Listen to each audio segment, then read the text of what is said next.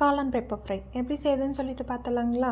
இப்போது அடுப்பில் சட்டி வச்சுக்கலாம். சட்டி நல்லா சூடானதும் எண்ணெய் ஊற்றிக்கலாம். எண்ணெய் நல்லா சூடானதும் 2 பெரிய வெங்காயம் பொடிசாக கட் பண்ணி ஆட் பண்ணியிருக்கேன். வெங்காயத்தை நல்லா வணக்கி விட்டுறலாம். வெங்காயம் வந்து கோல்டன் ப்ரௌன் ஆகி வரணும். இந்த ஸ்டேஜில் 2 ஸ்பூன் அளவுக்கு இஞ்சி பூண்டு சேர்த்துக்கலாம். இஞ்சி பூண்டு பேஸ்ட் நல்லா அந்த பச்சை வாசம் போகிற அளவுக்கு வணக்கி விட்டுட்டு இது கூட 2 பெரிய தக்காளி பழுத்த தக்காளியாக அரைச்சி எடுத்திருக்கேன். தண்ணி எதுவும் ஊற்றாமல் அரைங்க.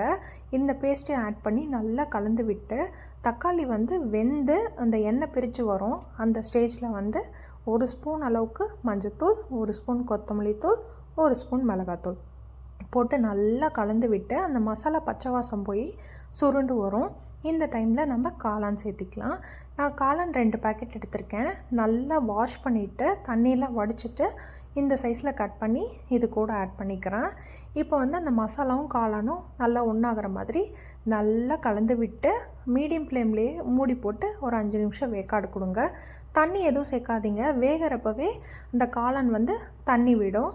ஒரு 5 நிமிஷம் கழித்து ஓப்பன் பண்ணிவிட்டு இதை நல்லா கலந்து விட்டு தேவையான அளவு உப்பு போட்டு ஒரு கலரிட்டு ஒரு கொத்து கருவேப்பிலை போட்டு மூடி போட்டு வச்சுருங்க. இது ஒரு 5 நிமிஷம் வேகட்டும். இப்போ வந்து ஒரு 3/4 பதமாட்ட வெந்திருக்கும். இந்த டைமில் வந்து நம்ம மிளகையும் சோம்பையும் அரைச்சி எடுத்துக்கலாம். நான் 1.5 ஸ்பூன் அளவுக்கு மிளகு எடுத்திருக்கேன், 1 ஸ்பூன் அளவுக்கு சோம்பு எடுத்திருக்கேன். இதை வந்து நல்லா அரைச்சி எடுத்துக்கலாம். அரைச்சி இது கூட சேர்த்து நல்லா கலந்து விட்டு அந்த தண்ணியெலாம் வந்து நல்லா ட்ரை ஆகிற வரைக்கும் வேக விடலாம். ஒரு 5 to 6 நிமிஷத்துலேயே வந்து அந்த தண்ணியெலாம் ட்ரை ஆகி வந்துடும்.